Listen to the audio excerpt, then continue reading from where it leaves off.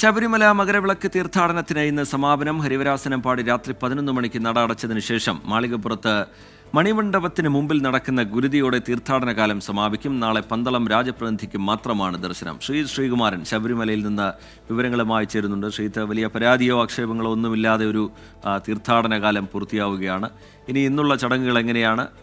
നാളത്തെ വിവരങ്ങൾ ശ്രീത്ത്. റജിത് സൂചിപ്പിച്ച പോലെ തന്നെ കാര്യമായ രീതിയിലുള്ള പരാതികളില്ല, പരിഭവങ്ങളില്ല. കഴിഞ്ഞ വർഷത്തേതുപോലെ അങ്ങനെ ഒരു തിക്കും തിരക്കും ആളുകളുടെ ബഹളവും ഒന്നും തന്നെ ഇല്ലാത്ത ഗംഭീരമായ ഒരു മണ്ഡലകാലം, ഒരു തീർത്ഥാടന കാലമാണ് പര്യവസാനിക്കാൻ പോകുന്നത്.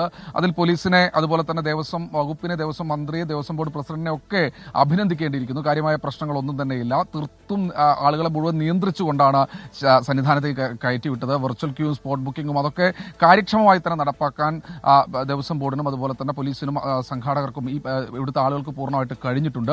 എന്തായാലും ഇന്നത്തെ ചടങ്ങുകൾ അത് ഇനി ഗുരുതിയാണ്. 10 മണിയോടുകൂടി ഹരിവരാസനം പാടി നേരത്തെ തന്നെ നടയടയ്ക്കും. അതിനുശേഷം മണിമണ്ഡപത്തിനു സമീപം ഗുരുതി ഉണ്ടാകും. അതോടുകൂടി ഇന്നത്തെ ചടങ്ങുകൾ പൂർണ്ണമായി പൂർത്തിയാവുകയാണ്.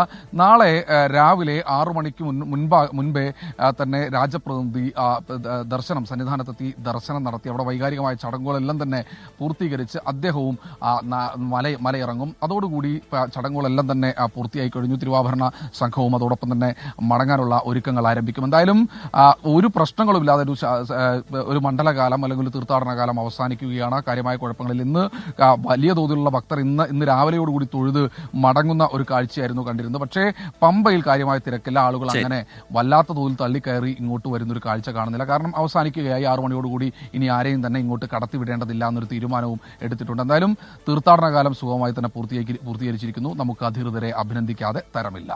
ശരി, ശ്രീകുമാരൻ ശബരിമലയിൽ നിന്ന് വിവരങ്ങൾ പങ്കുവയ്ക്കുകയായിരുന്നു.